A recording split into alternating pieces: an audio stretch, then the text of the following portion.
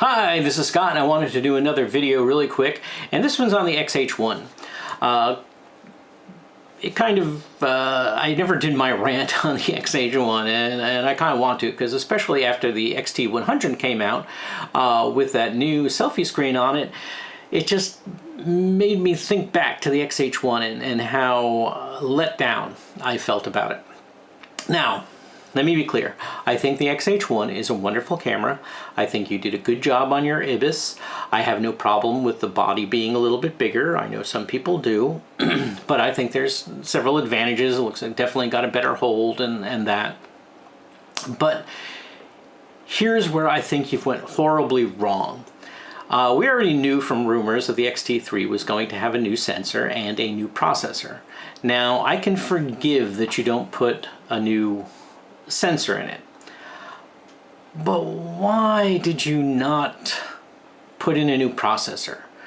Because not only does this affect what the camera can do today, but it's going to affect just how much you can do in Kaizen to get more out of that camera in the future. Now, I'm sure you'll fix IBIS, because that's basically just dealing with the how the IBIS works and when it decides to operate. And other cameras had the same problems, because I'm referring to the fact that when you pan with IBIS, you kind of get a jerky motion as it can no longer compensate, because it's already gone all to one side. And so that's a problem with IBIS, but I'm sure it's a problem you're going to fix. So again, it's a wonderful camera. The IBIS is wonderful. I'm sure you're going to make it even more wonderful.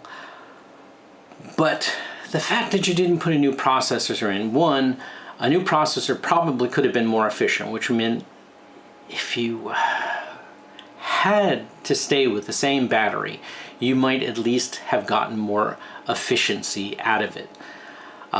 So you wouldn't have that battery so challenged. So again, you should have put in the new processor.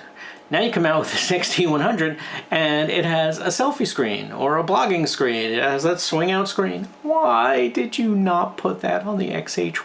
What were you thinking? You said that it is your video-centric camera. You, Fuji, said this.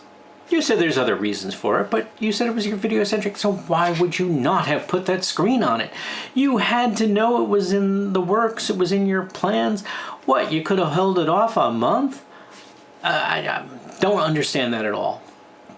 Then, as if that's not enough, you decide that you're not going to put a headphone jack on the camera body, that you're going to put it on the grip, and make, again, this video-centric camera having to have a grip to, one, have a headphone jack, and two, to have any kind of decent battery power. Which also goes in line with you say the camera will perform better when it has this grip. Well, guess what?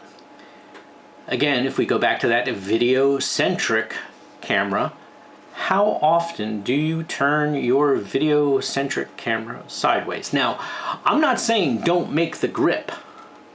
It's fine that you made the grip. I think having the requirements to get decent battery life and to have a headphone jack and to have your camera perform at its best, having the grip be required is not cool. How's that? Not cool. It's not cool. Because now your camera's over $2,000. And then guess what? To add insult to injury, Sony releases the A7 III.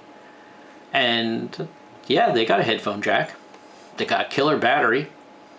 They probably don't have a grip at all. That's probably like a minus. But it's actually cheaper, because in order to make your camera up to snuff, I have to put a grip on it to make it competitive.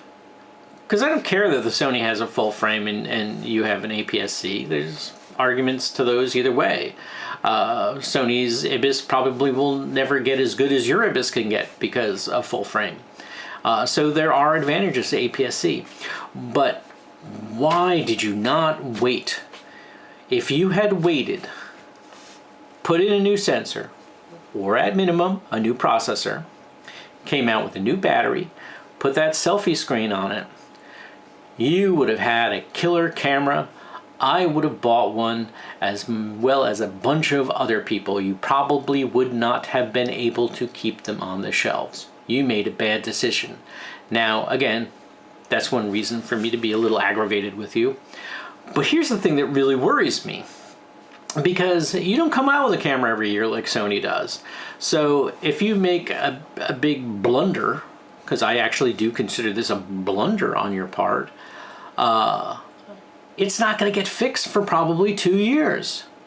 Now, I'm hoping that you're going to break the mold on this one and that you will release the X-H2 or an X-H1 improved at the end of this year, either around the time that you announce the X-T3 or shortly thereafter, where you put in a new processor, maybe a new battery, certainly the new selfie screen, or maybe even one slightly better, and then you've made my dream Fuji camera, and I can be very happy and I can throw my money at it.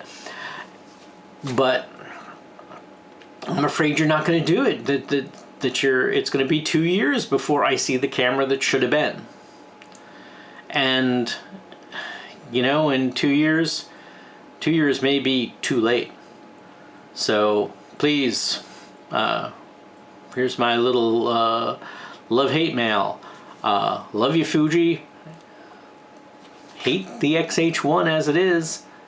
Can't see buying it. But again, if you're professional and you're making money every day with your camera and the X-H1 appeals to you, definitely go and buy it. Because I'm sure a lot of people just go, oh, if you don't like it, then don't buy it. Fine, whatever. But I want to buy it. I really want to buy it, Fuji. But it is not up to snuff. It has me thinking that maybe I should look at that Sony. It makes me feel that I'd almost might be foolish to spend my money on your camera. It makes me doubt your future because I think you've made so many bad decisions to come out with the X-H1 as is, when you had things right around the corner that could have made it great. Again, this is just my 2 cents, and you know, who cares what I think. But there you have it. If you agree with me, give me a thumbs up. If you hate what I said because you love Fuji, then give me a thumbs down. That's fine too. But subscribe, and hopefully Fuji will see this, and hopefully we'll see some thumbs up. So maybe they'll get a message that they really did screw up on that one, and that some of us aren't happy, and we really wanted to see something, and it's really put a lot of doubt in your direction. So there you have it. Please give me a thumbs up. Please subscribe. I'll see you again another time. Bye.